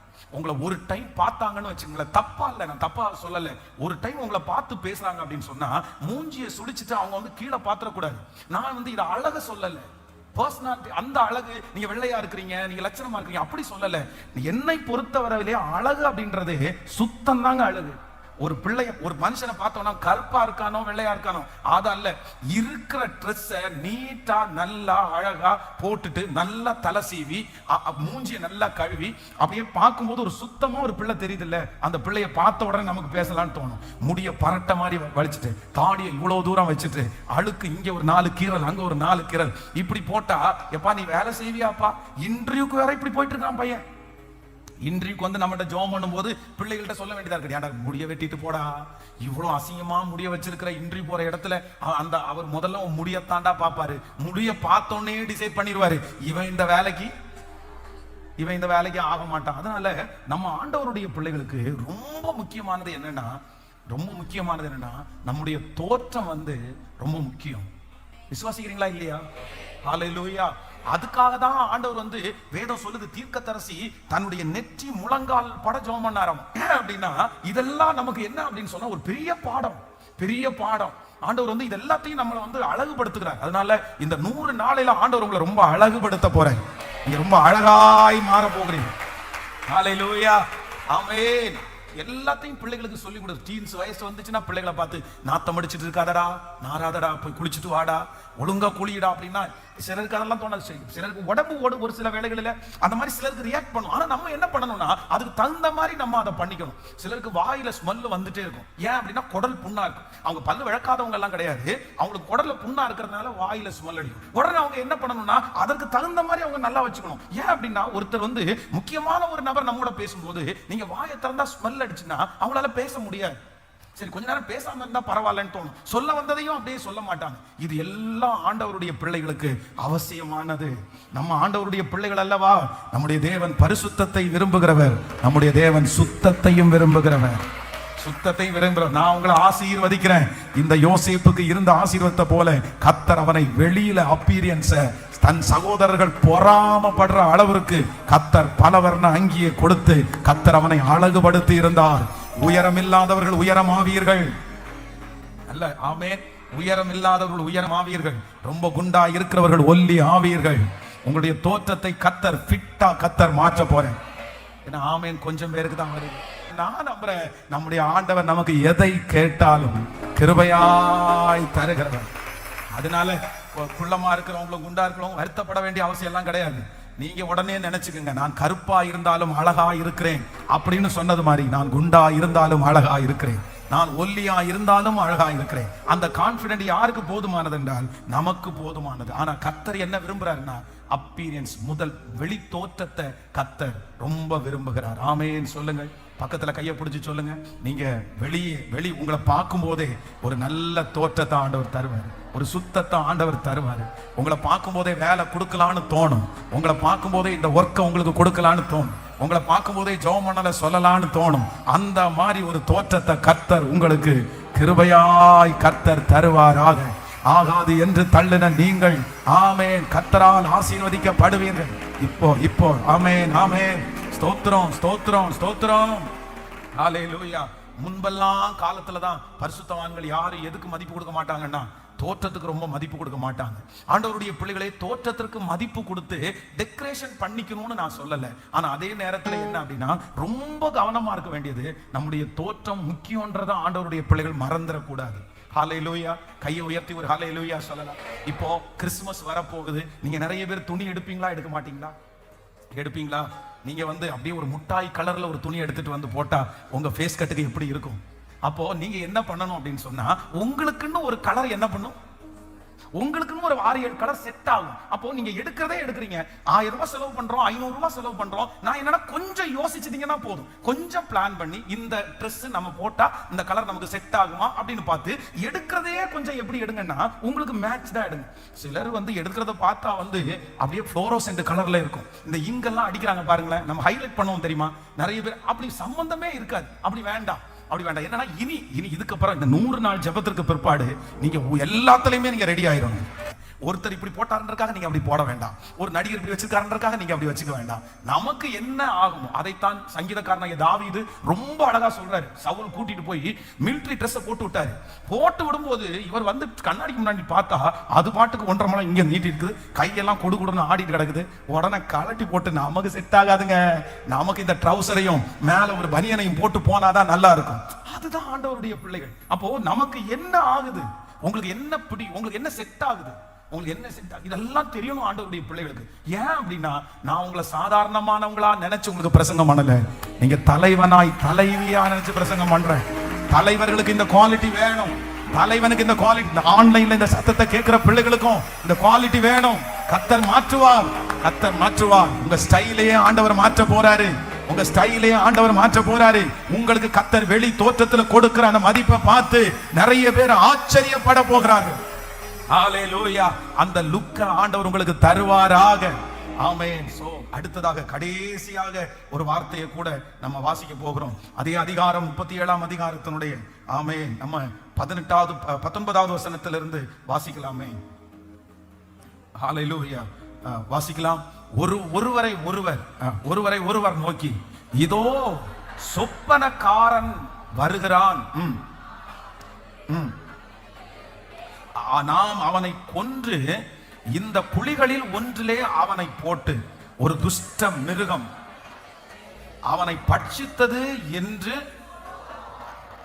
சொல்லுவோம் வாருங்கள், அவனுடைய சொப்பனம் எப்படி முடியும் பார்ப்போம் என்றார். அடுத்த வசனத்தை கூட, ரூபன் அதை கேட்டு அவனை அவர்கள் கைக்கு தப்புவித்து அவனை அவன் தகப்பனிடத்திற்கு திரும்பவும் கொண்டு போக மனதுள்ளவனாய் அவர்களை நோக்கி, அவனை கொல்ல வேண்டாம், நீங்கள் இந்த இரத்தம் சிந்தலாகாது, நீங்கள் அவன் மேல் கையை வையாமல் அவனை வனாந்தரத்தில் உள்ள இந்த குழியிலே போட்டு விடுங்கள் என்று சொல்லி இவ்விதமாய் ரூபன் அவனை அவர் கைகளுக்கு தப்புவித்தான். ஆண்டவருடைய பிள்ளைகளே, நாலாவது தரிசனம் உள்ள ஒரு யோசேப்பின் மேல இருந்த நாலாவது அபிஷேகம் என்னன்னா, அவங்க தூரத்துல வரும்போது என்ன பிளான் பண்றாங்க, என்ன திட்டம் போடுறாங்க, இவனை கொன்றணும்னு திட்டம் போடுறாங்க. ஆனா திடீர்னு அவங்க கூட்டத்திலேயே ஒருத்தர் ஆண்டவர் எழுப்புறாரு. என்ன எழுப்புறாருன்னா, எப்பா நீங்க கொல்ல வேண்டாம், ரத்தம் சிந்துதல் உங்களுக்கு ஆகாது, அதனால ஒண்ணு பண்ணுவோம். நான் அவனை கூட்டிட்டு போகணும் எல்லாம் சொல்லல. என்ன பண்ணுவோம், இங்க ஒரு குழி இருக்குது, அந்த குழிகளிலே ஒன்றை, அப்போ இது ஒண்ணு கிடையாது. இப்போ எத்தனை பிளான் சேஞ்ச் ஆகுது பாருங்க. இந்த சகோதரர்கள் ஃபர்ஸ்ட் கொல்லலாம்னு நினைச்சாங்க, யாரு பிளானை சேஞ்ச் பண்ணி விட்டது? ரூபன் ஒரு மாஸ்டர் பிளானை சேஞ்ச் பண்ணி விட்டாரு. இப்போ குழியில போறாங்க. இப்போ குழியில போறோம் அப்படின்னு சொல்லி குழியில போட்டாச்சு. போட்டுட்டு கிளம்பலான்னு திரும்பும் போது ஒரு டீம் அங்கே இருந்து வருது, நல்ல கொட்டடிச்சுட்டு வருது, சத்தம் போட்டு ஏதாவது ஆழ்விக்க இருக்கா அப்படின்னு கேட்டு வருது. இவனோட பார்த்த உடனே இவங்களுக்கு ஒரு ஆசை வந்துச்சு, இவனை எதுக்கு இந்த மாதிரி குழியில போட்டு நம்ம இவன் செத்து எப்படி போறான், ஒண்ணு நம்ம இங்க இருந்து போயிட்டோம்னா யாரும் இந்த வனாந்தரத்துல வர போறது இல்ல. ரெண்டாவது ஒரு பிளான் சேஞ்ச் ஆகுது.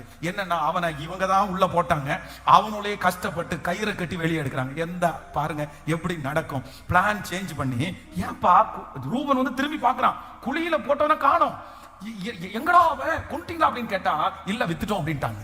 ஃபர்ஸ்ட் பிளான ரூபன் மாத்தினா, செகண்ட் பிளான அவர்களே மாத்திட்டாங்க. இவங்க ஆரம்பிச்சது கொல்றதுல, அந்த பிளான் சேஞ்ச் பண்ணி இப்ப கொண்டு போய் என்ன பண்றாங்கன்னா, இவங்க ஒரு டீமோட விக்கிறாங்க. இந்த டீம் வந்து கூட வச்சுக்காம அவங்க ஸ்ட்ரெயிட்டா எங்க போறாங்கன்னா, நேரா கொண்டு போய் எங்க விட்டாங்க, எகிப்துக்கு கொண்டு போய் அங்க கரெக்டா போத்திபாருடைய கையில சிக்கிறாரு, அவங்க வாங்குறாங்க. இப்போ ஆண்டவர் வந்து தரிசனம் உள்ள ஒரு தேவனுடைய பிள்ளைக்கு விரோதமாய் யார் திட்டம் போட்டாலும் என்ன பிளான் பண்ணாலும் நான் நம்புறேன், அவங்க போட்ட பிளான் இல்ல, கர்த்தர் உங்களுக்காக வச்ச பிளான் மட்டும்தான் ஒர்க் அவுட் ஆகும். ஆனா உங்க கண்ணுக்கு முன்னாடி என்ன தோணும்னா, அவங்க போடுற பிளான் தான் நடக்கிறது மாதிரி தோணும், அவங்க போடுற திட்டம் தான் நடக்கிறது மாதிரி தோணும். ஆனா கர்த்தர் அவ்வளவு அழகா வழியை மாத்தி மாத்தி மாத்தி அவர்கள் போட்ட திட்டத்தை நிர்மூலமாக்குவார். தரிசனம் உள்ள ஒரு தலைவனுக்கு நான்காவது ஒரு தலைவிக்கு அபிஷேகத்தை வச்சிருக்கிறார். ஆண்டவருடைய பிள்ளையை உனக்கு விரோதமாய் உருவாக்கப்படும் எந்த ஆயுதமும் அது வாய்க்காதே போகும். உங்களுக்கு விரோதமாய் போடப்படுகிற திட்டங்களை முறியடிக்கிற கர்த்தர், ஆமான் மொர்தெகாய்க்கு விரோதமாய் போடப்பட்ட திட்டத்தை கர்த்தர் முறியடித்தார். இஸ்ரவேல் யூதா ஜனங்களுக்கு விரோதமாய் ஆமான் போட்ட திட்டத்தை கர்த்தர் முறியடித்தார். உங்களுக்கும் எனக்கும் விரோதமாய் இருக்கிற திட்டத்தை முறியடிக்கிற கர்த்தர். ஹல்லேலூயா. எல்லாரும் அப்படியே எழுப்பி நிற்கலாமா? ஆமென். ஆண்டவர் சொல்லுகிறார், குறித்த காலத்திற்கு தரிசனம் வைக்கப்பட்டிருக்கிறது, குறித்த காலத்திற்கு தரிசனம் வைக்கப்பட்டிருக்கிறது, முடிவிலே அது விளங்கும், அது பொய் சொல்லாது, அதற்கு தாமதித்தாலும் அதற்கு காத்திரு, அது நிச்சயமாய் வரும், அது தாமதிப்பது இல்லை. ஹல்லேலூயா. ஒரு தரிசனத்தை உண்டாக்குறவரும் தரிசனத்தை உண்டாக்குகிறவரும் நாங்கள் ஆராதிக்கிற தேவனாகிய கர்த்தர் எங்களுக்கு தரிசனத்தை அவர் உண்டாக்குகிறவரும் தரிசனத்தை நிறைவேற்றுகிறவரும் என்னுடைய தரிசனத்தை மற்றவர்களுக்கு காண்பித்து கொடுக்கிறவருமாகிய கர்த்தர். கைகளை அசைத்து ஒரு ஹல்லேலூயா. நல்லா கவனிங்க. ஆன்லைன்ல இருக்கிற பிள்ளைகளும் நீங்க எல்லாரும் கவனிங்க. இன்னைக்கு ஒரு முக்கியமான சாப்டர் ஆண்டவர் பேசினாரு. நம்பர் 1 என்ன பேசுறாரு அப்படின்னா, உங்களுக்குள்ள என்ன வச்சிருக்கிறாராம் கர்த்தர்? சத்தமா சொல்லுங்க. தரிசனத்தை வைக்கிறதுக்கு ஆண்டவர் ரொம்ப விருப்பப்படுறாரு. தரிசனம்ன்ற ஒண்ணு வந்துச்சுன்னா போதுங்க, நீங்க அதுக்கப்புறம் உங்களை வித்தியாசமா பயன்படுத்துவாரு. நீங்க தரிசனம் வந்துச்சுன்னு வச்சுக்கோங்களேன், நீங்க எல்லாம் அவ்வளவு எப்படி மாறுவீங்க தெரியுமா? அப்படியே நீங்க உங்களை பார்த்து நிறைய பேர் எப்படா இருந்த, யாரா நீ, இங்க உள்ளவன் தானா நீ அப்படின்னு உங்களை பேசுற அளவுக்கு உங்களுக்கு மாறிடும். அவ்வளவு பாசிட்டிவா இருப்பீங்க, அவ்வளவு வித்தியாசமா மாறுவீங்க. அவ்வளவு சீக்கிரமா எல்லாம் நீங்க கவலை எல்லாம் பட மாட்டீங்க. எடுத்து எதுனாலும் 1/2 மணி நேரம் சோகமா இருப்பீங்க, அடுத்து எழும்பி போயிட்டே இருப்பீங்க நீங்க பாட்டுக்கு. இதெல்லாம் யாருக்கு நடக்கும்னா, தரிசனம் உள்ளவர்களுக்கு மட்டும்தான் நடக்கும். அவ்வளவு ஐடியாஸ் உங்களுக்குள்ள வரும், அவ்வளவு பிளான் பண்ணுவீங்க. யாராவது ஒருத்தர் ஏதாவது வந்து உங்களை ஹர்ட் பண்ணணும், உங்களை கஷ்டப்படுத்தணும்னு நினைச்சா உங்களை மட்டும் பண்ணவே முடியாது. அவங்களால எல்லாரையுமே மனசை உடைச்சிருவாங்க. ஆனா நீங்க மட்டும் உடைய மாட்டீங்க. ஆமாப்பா நீ சொல்ற மாதிரி தான்ப்பா நான் இருக்கிறேன் அப்படின்னு சொல்லிட்டு போயிட்டே இருப்பீங்க. ஏன் அப்படின்னா உங்களுக்குள்ள இருக்கிற தரிசனம் அவ்வளவு பவர்ஃபுல். நான் சொல்றது உங்களுக்கு புரியுதா? இதை நீங்க அனுபவிச்சதான் புரியும்னு நினைக்கிறேன். நான் அனுபவிச்சதுனால பேசுறேன். தரிசனம்னு ஒண்ணு எனக்குள்ள வந்ததுக்கு அப்புறம் எவ்வளவு சேஞ்ச் தெரியுமா? தொட்டால் சினிங்கின்றது முதல்ல பென்ஸுக்கு தான் பொருந்தும். தொட்டால் சினிங்கின்ற பேர் முதல்ல பென்ஸுக்கு தான் பொருந்தும். ஏன்னா யாராவது ஏதாவது ஒண்ணு சொல்லிட்டானா உடனே சோகமாயி ஐயோ ஒண்ணும் இல்ல நான் பிச்சைக்காரன் அப்படி சொல்றவன் தான் நானு. ஆனா இப்போ தொட்டால் சினிங்கின்றது அந்த பேரெல்லாம் கிடையாது. அப்படி சினுங்க வைக்க எல்லாம் முடியாது. பரவாயில்லப்பா நீ சொல்லிட்டு போ அப்படிதான்ப்பா அந்த மாதிரி. ஏன் அப்படின்னா அந்த தரிசனம் கேரக்டரையே மாத்திருச்சு, என் குணத்தையே மாத்திருச்சு, என்னையே மாத்திருச்சு. யாராவது துர்ச்செய்தியை ஃபர்ஸ்ட் கேட்டோம்னா படப்படப்பட்டு அப்படியே நெஞ்செல்லாம் படப்படப்படன்னு அடிக்கும். என்னாச்சு என்னாச்சு என்னாச்சு ஆக்சிடென்டா எப்படி எப்படி எத்தனை பேர் விழுந்தாங்க அந்த மாதிரி எல்லாம் யோசிக்கும். ஆனா இப்ப ஏதாவது பயப்படாதீங்க, ஒன்னும் வராது, சரியாயிரும். அந்த மாதிரி ஒரு தைரியம். அந்த தரிசனம் வந்ததுக்கு அப்புறம் எவ்வளவு சேஞ்ச், எவ்வளவு மாற்றம். இப்ப நான் சொல்றேன் பிரதர் சிஸ்டர், உங்களுக்குள்ள மட்டும் இந்த தரிசனம் ஒண்ணு வந்துச்சுன்னா நீங்க எதையுமே பார்க்க மாட்டீங்க. நீங்க பாட்டுக்கு ஓடிட்டே இருப்பீங்க. கேளுங்க, ஆண்டவரிடத்துல கேட்கணும், ஆண்டவரிடத்துல கேட்கணும். கர்த்தர் ஸ்டார்ட் பண்ணாரு, தரிசனத்தை உன் மேல வைப்பேன், அந்த தரிசனத்தை நான் நிறைவேற்றுவேன். அந்த தரிசனத்தை நீ நம்பலன்னா உன்னை சுத்தி இருக்கிறவங்கள வச்சு பேச வைப்பேன். உனக்குள்ள அந்த தரிசனத்தை நான் வச்சிருக்கிறேன்னு பேச வைப்பேன். இதுதான் ஆண்டவர். ஃபர்ஸ்ட் செக்ஷன்ல ஆண்டவர் இதத்தான் பேசினாரு. நம்பர் 2 இரண்டாவது செக்ஷன்ல ஆண்டவர் என்ன கொடுத்தாருன்னா, ஒரு தரிசனம் உள்ள மனுஷன் மற்றவருடைய பார்வைக்கு எப்படி தெரிவான் அப்படின்னு பேசினாரு. நம்பர் 1 தரிசனம் உள்ள தலைவன் தூரத்துல அவங்கள பார்த்து அவங்கள கண்டுபிடிப்பாங்க. ஆமென், தூரத்துல இருக்கிறவங்களை கண்டுபிடிப்பாங்க. நம்பர் 2 தரிசனம் உள்ள ஒரு மனுஷனை அவங்க என்ன பார்ப்பாங்கன்னா, சொப்பனக்காரன் வருகிறான், அவன் தரிசனத்தை சுமக்கிறவன் என்று கண்டுபிடிப்பார்கள். நம்பர் 3 மூன்றாவது தரிசனம் சுமக்கிறவனுடைய தோற்றம் ஃபர்ஸ்ட்ல இருந்தது மாதிரி இருக்காது, வித்தியாசமா இருக்கும். அவனை பார்த்த உடனே என்ன வித்தியாசமா இருக்கிற அப்படின்னு அவங்க சொல்லுவாங்க. நம்பர் 4 நாலாவது தரிசனம் உள்ள ஒரு தேவனுடைய பிள்ளைக்கு விரோதமா என்ன பிளான் போட்டாலும் அந்த பிளான் எல்லாத்தையும் அவங்களே சொதப்பிடுவாங்க. அவங்களுக்கு கர்த்தர் வச்சிருக்கிற திட்டம் மட்டும்தான் நிறைவேறும். கர்த்தர் வைத்திருக்கிற திட்டம் மட்டும்தான் நிறைவேறும். ஆமென். எங்கிருந்தாலும் என்னை பயன்படுத்துகிற கர்த்தர் எனக்குள்ளே இருக்கிறார், எனக்குள்ளே இருக்கிறார். அந்த தரிசனத்தை ஒவ்வொரு பிள்ளைகள் மேலும் கரங்களை தட்டி குறித்த காலத்திற்கு தரிசனம் வைக்கப்பட்டிருக்கிறது. முடிவிலே அது விளங்கும். அது பொய் சொல்லாது. அது தாமதித்தாலும் அதற்கு காத்திரு, அது நிச்சயமாய் வரும். அது தாமதிப்பது இல்லை. ஜீசஸ் தரிசனத்தை கொடுத்தவர் அவர்தான் சிஸ்டர். இந்த ஆசையை வச்சவர் அவர்தான் பிரதர். அம்மா, இந்த எண்ணத்தை உங்களுக்குள்ள கொடுத்தது கர்த்தர் தானே, இந்த விஷனை கொடுத்தது கர்த்தர் தானே. இந்த சூழ்நிலையை பார்க்க வேண்டிய அவசியம் இல்ல. இந்த பிசினஸ் குறிச்சு ஒரு தரிசனத்தை வச்சவர், ஊழியத்தை குறிச்சு வச்சவர், உங்களை குறிச்சு வச்சவர் நிச்சயம் நிறைவேற்றி முடிக்கிறதற்கு வல்லவராய் இருக்கிறார். நன்றி அப்பா, நன்றி நன்றி ஆண்டவரே, நன்றி நன்றி ஆண்டவரே, நன்றி. ஹalleluya. ஆமென். 7 காரியத்தை உங்களுக்கு சொல்லி இருக்கிறேன். 7 பாயிண்ட்ஸ். நம்பர் 1 சொல்லுங்க பார்க்கலாம். எனக்கு தரிசனத்தை கொடுக்கிற கர்த்தர். நம்பர் 2 இரண்டாவது தரிசனத்தை நிறைவேற்றுகிற கர்த்தர். நம்பர் 3 மூன்றாவது தரிசனத்தை நான் நம்பாத போது எனக்கு எதிர்ப்படையிலே இருக்கிறவர்களை வைத்து என் தரிசனத்தை உறுதிப்படுத்துகிற ஒரு கர்த்தர். நம்பர் 4 நாலாவது எனக்குள்ளே தரிசனத்தை அவர் வைப்பார், ஆனால் என் தரிசனம் தூரத்திலே பார்க்கிறவர்கள் என்னை கண்டுபிடிக்க பண்ணுகிற தேவன். நம்பர் 5 ஐந்தாவது என்னுடைய தரிசனத்தை இதோ சொப்பனக்காரன் வருகிறான், தரிசனத்தை சுமக்கிறத கண்டுபிடிக்க வைக்கிற கர்த்தர். நம்பர் 6 ஆறாவது எனக்கு தரிசனத்தை கொடுக்கிற ஆண்டவர் என் தோற்றத்தையே மாற்றுகிற ஆண்டவர், என் பர்சனாலிட்டியை மாற்றுகிற ஆண்டவர். எனக்குள்ள தரிசனம் வர வர என் பர்சனாலிட்டி மாறும், மாற்றுகிற ஆண்டவர். ஆமென். நம்பர் 7 கடைசியாக கர்த்தர் சொல்லுகிறார், ஆமென், தரிசனம் உள்ள ஒரு தேவனுடைய பிள்ளைக்கு விரோதமாய் போடப்படுகிற திட்டத்தை அப்படியே சேஞ்ச் பண்ண வைக்கிறவர். யார் திட்டம் போட்டார்களோ அவர்களே கொண்டே மாற்றுகிற கர்த்தர். ஆமென். ஆமென். பாடுவோம்ல, கணுக்கால் அளவு போதாதையா, முழங்கால் அளவு போதாதையா. அதனால நீங்க குறுக்கிட்டீங்கன்னா உங்க தரிசனம் குறுகிடும். ஹலோ, வேதத்துல வாசிக்கிறோம்ல, இந்த வேற பாத்திரங்கள் இருக்குதான்னு கேக்குறாங்க. வேற பாத்திரம் இல்லைன்னு உடனே என்ன நின்று போச்சு? என்ன நின்னு போயிடுச்சு, அவ்வளவுதான். அப்படின்னா உங்க வேற இந்த அம்மாவுடைய தரிசனத்தை பொறுத்த வரைக்கும் தான் ஒர்க் ஆகுது. இந்த அம்மா ஊர்ல இருக்கிற இன்னும் 2000 பாத்திரம் வாங்கினாலும் 2000 பாத்திரத்திலையும் கேட்கல, என்ன வழிஞ்சிருக்கும். ஆனா இவங்க என்ன பண்ணிட்டாங்கன்னா, இது நிறையமானே சந்தேகமா இருக்குன்னு கொஞ்சம் வாங்கிட்டாங்க போல, நின்றுச்சு. அதே போல தேவனுடைய மனுஷன் சொல்றாரு, நீ உன்னுடைய அம்பை எடுத்து நீ தரையில அடின்றாரு, தரையில அடின்றாரு. உடனே அந்த மனுஷனுக்கு ஒண்ணும் புரியல, என்னடா தரையில அடிக்க சொல்றாங்க. உடனே வேகமா தரையில 3 டைம் அடிக்கிறாரு. 3 டைம் அடிச்சுட்டு நிப்பாட்டிட்டாரு. உடனே தேவ மனுஷன் கேட்கிறாரு, எதுக்கு நிப்பாட்டிட்டீங்கன்னு கேட்டாரு. இல்ல 3 டைம் அடிச்சேன், நிப்பாட்டிட்டேன். அட, நீங்க 3 டைம் அடிச்சிட்டீங்க, உங்களுக்கு எதிராக இருக்கிற விரோதியை 3 டைம் நீங்க ஜெயிச்சிருப்பீங்க. நீங்க கண்டினியூவா அடிச்சிருந்தீங்கன்னா நீங்க கண்டினியூவா ஜெயிச்சிருப்பீங்கன்னு அவர் சொல்றாரு. அப்போ தரிசனம் வந்து உங்களை பொறுத்துதான். நீங்க போதும்னு சொன்னா நின்றும், நீங்க வந்து அதுல டல் ஆயிட்டீங்கன்னா அது நின்றும், நீங்க அதை கவனிக்காம விட்டீங்கன்னா நின்றும், நீங்க திருப்தி ஆயிட்டீங்கன்னா நின்றும். இப்பவே நான் ஆண்டவருடைய ஊழியத்தை செஞ்சேன், இந்த ஊழியத்தை நான் திருப்தி ஆயிட்டேன்னு வச்சுங்களேன், நல்லா தான் போயிட்டு இருக்குது, அவ்வளவுதான் போதும் அப்படின்னு நினைச்சிட்டேன்னா அவ்வளவுதான் முடிஞ்சிச்சு. அப்படியே அது வந்து தேங்கின தண்ணீர் மாதிரி ஆகும். நான் எந்த அளவுக்கு தரிசனமா இருக்கிறேனோ அது வரைக்கும். நீங்க வேதத்துல வந்து ரொம்ப பலனா இருந்தது யாருன்னா மோசே. மோசே எத்தனை வயசு மரிக்கும் போது? 130 வயசு. அந்த 130 வயசுல அவனுடைய கண்கள் இருடையில அவன் பலன் குறையல. எப்படி? ஏன்?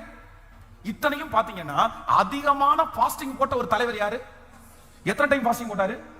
40 நாள் 40 நாள் 40 நாள்னு 3 டைம் பாஸ்டிங் போட்டாரு. அவ்வளவு டைம் நமக்கு முடியாது. இன்னொன்னு 40 வருஷம் எங்க வாழ்ந்தாரு?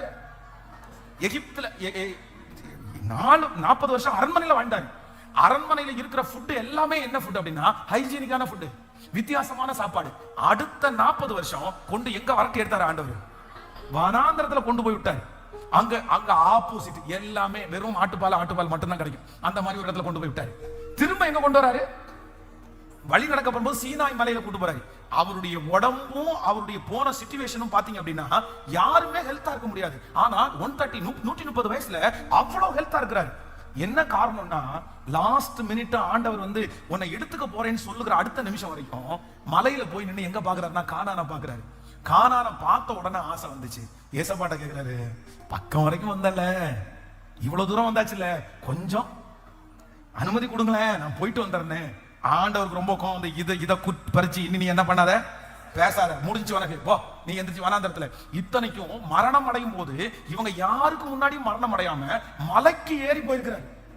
மலைக்கு ஏறி போய் அங்கேதான் ஆண்டவர் அடக்கம் பண்ணார். அவர் அங்க எத்தனை நாள் வாழ்ந்தாரு, எத்தனை நாள் இருந்தாரு யாருக்குமே தெரியாது. ஒருவேளை ஆண்டவர் அங்க மலையில அவரை உயிரோட வச்சு கத்தர் பேசி அதுக்கப்புறம் எடுத்துக்கிட்டாரா யாருக்கு? அவருடைய கல்லறையை இன்னைக்கு வரைக்கும் யாருக்குமே தெரியாது. மோசேன்ல லீடர். அப்போ உங்களுடைய தரிசனம் இருக்கிற வரைக்கும் நான் நம்புறேன் நீங்க ஜீவனோட இருப்பீங்க. அது வரைக்கும் நீங்க வளர்ந்துட்டே இருப்பீங்க. அது வரைக்கும் உங்க வளர்ச்சியை ஒருவராலும் தடுக்க முடியாது. நீங்க பெருகிட்டே இருப்பீங்க. ஹல்லேலூயா. ஆனா பிசாசுக்கு வந்து ரொம்ப தெரியுது என்னன்னா, உங்களுக்கு தரிசனம்னு ஒண்ணு வந்த உடனே ஃபர்ஸ்ட் அட்டாக் பண்றது யாருதான்? தரிசனத்தின் மேலதான் கண்ணு. அங்க இருக்கிற ரூபன் மேல யாருக்கும் பொறாம வரல, லேவி இசக்கார் காத்து மேல இவனுக்கு பொறாம வரல. ஆனா யார் மேலதான் விருப்பம் வந்துச்சு? ஏன்? அவன் மேலதான். தரிசனம் இருந்தா உங்க டார்கெட், சத்துருடைய டார்கெட் நீங்களா இருப்பீங்க. ஆனா பயப்பட வேண்டாம். தரிசனம் கொடுத்தவருக்கு எப்படி காப்பாத்தணும்னு தெரியும். தரிசனம் கொடுத்தவருக்கு எப்படி உங்களை அரவணைக்கணும்னு தெரியும். தரிசனம் கொடுத்தவர் உங்களை அழகா நடத்துவார். அவங்க ஜெயிக்கவே முடியாது. ஹல்லேலூயா. அப்படியே கைகளை உயர்த்தி நான் உங்களுக்காக ஜெபிக்கிறேன். தகப்பனே, இந்த 70வது நாளிலே உம்முடைய மகிமை எங்கள் மத்தியிலே இருக்கிறதற்காக நன்றி. குறித்த காலத்திற்கு தரிசனம் இன்னும் வைக்கப்பட்டிருக்கிறது. குறித்த காலத்திற்கு தரிசனம் இன்னும் வைக்கப்பட்டிருக்கிறது. என்னுடைய பிள்ளை மறந்தாலும், என்னுடைய பிள்ளை இந்த தரிசனம் இல்லை என்று சொன்னாலும், இன்னைக்கு நீங்க வாக்கு கொடுத்தீங்க, இல்ல மகளே, இன்னும் வைக்கப்பட்டிருக்கிறது. உனக்குள்ள சின்ன வயசுல வைத்திருக்கிற அந்த தரிசனம் இன்று வரைக்கும் வைக்கப்பட்டிருக்கிறது. நீ காலேஜ் படிக்கும் போது இருந்த அந்த தரிசனம் இன்னும் வைக்கப்பட்டிருக்கிறது. சூழ்நிலை மாறினதுனால, குடும்ப சிச்சுவேஷன் மாறினதுனால அந்த தரிசனம் எடுக்கப்படவில்லை. அந்த தரிசனம் வைக்கப்பட்டிருக்கிறது. முடிவிலே அது விளங்கும். அது பொய் சொல்லாது. அது தாமதித்தாலும் அதற்கு காத்திரு. அது நிச்சயமாய் வரும். அது தாமதிப்பது இல்லை. இந்த வார்த்தையின்படி உடைய பிள்ளைகளை மனதார ஆசீர்வதிக்கிறேன்.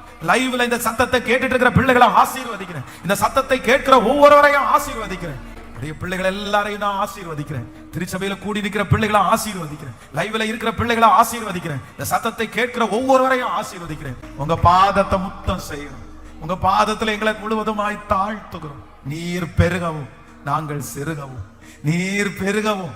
ஏசப்பா பெருகவும், நாங்கள் சிறுகவும். ஏசப்பா பெருகவும், நாங்கள் சிறுகவும். உங்க பாதத்தை முத்தம் செய்கிறோம். இயேசுவின் மூலம் ஜெபம் எடுக்கிறோம் நல்ல பிதாவே. என் ஆத்துமாவே கர்த்தரை ஸ்தோத்திரி, என் முழுவதுமே அவர் பரிசுத்த நாமத்தை ஸ்தோத்திரி. என் ஆத்துமாவே கர்த்தரை ஸ்தோத்திரி. கர்த்தர் செய்த சகல உபகாரங்களையும் மறவாது. நம்முடைய ஆண்டவராகிய இயேசு கிறிஸ்துவின் கிருபை, பிதாவாகிய தேவனுடைய அன்பு, பரிசுத்த ஆவியானுடைய அந்யோன்ய ஐக்கியம் நம்மரோடும் இன்றும் என்றும் சதா காலம் கூட இருப்பதாக. ஆமென். ஹல்லேலூயா, ஹல்லேலூயா, ஹல்லேலூயா. Praise the Lord. ஆண்டவர் உங்களை ஆசீர்வதிப்பார்.